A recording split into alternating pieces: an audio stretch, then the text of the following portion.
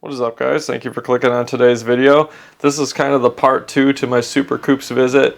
We are on my dad's 1996 RM250. This is like his main steed, and every time I go to the track with him, I usually end up taking it out. And this day on Supercoop's, I was having so much fun on this RM250, man. I actually feel like I rode it better than my own KTM 150 SX, and it just made me want a 252 stroke so bad, man.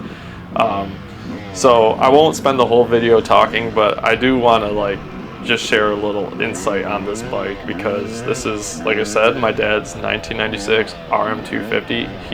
He's bought this brand new in 1996. This is a single owner bike.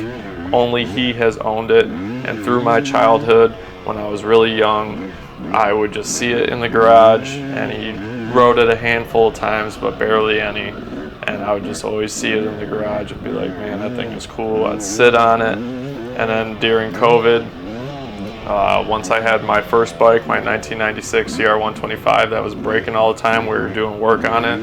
Finally got that thing pretty solid, and we're like, we should work on the RM250. And we did a new top end. We greased all the bearings and bushings and just kind of gave it a once over and to make sure that it was all good. And here we are now, a couple of years later, and the bike's still ripping, and it's such a blast.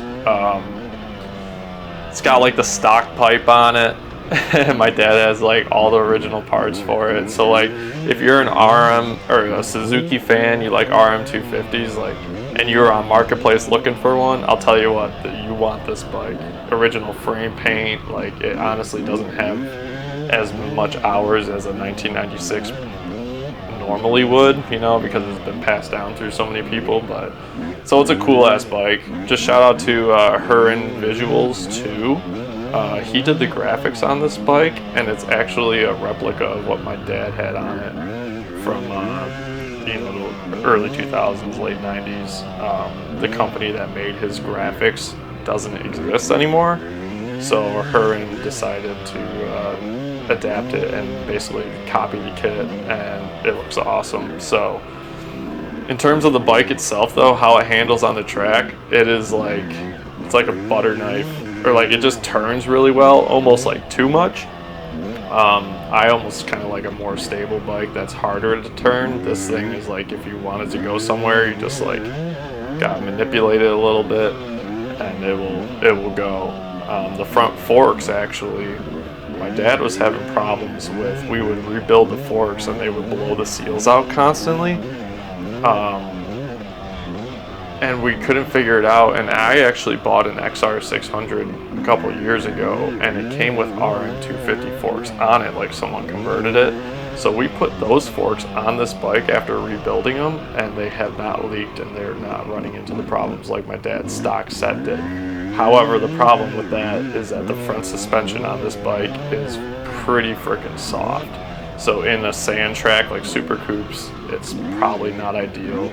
You could make the bike handle a lot better if you stiffened up the suspension and did a couple things. My KTM 2 has really tall bars.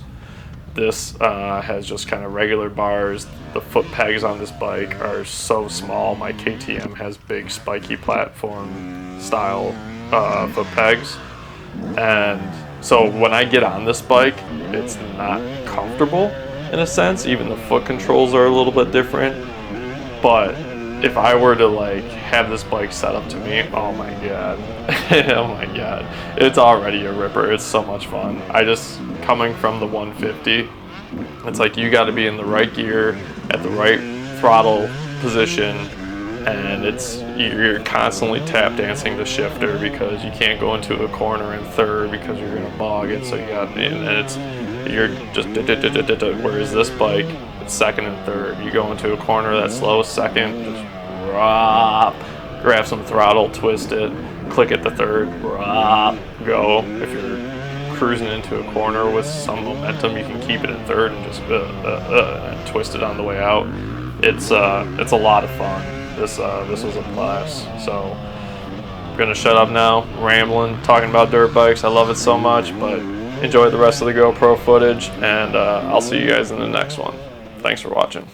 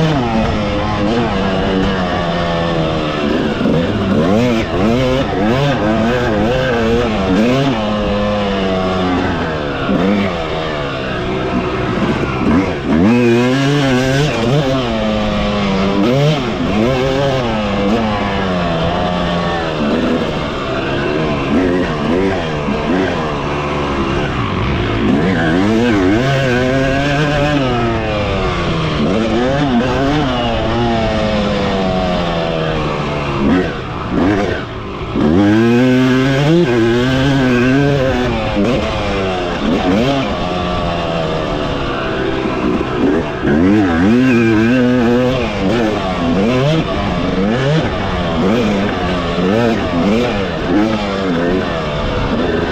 I'm dying.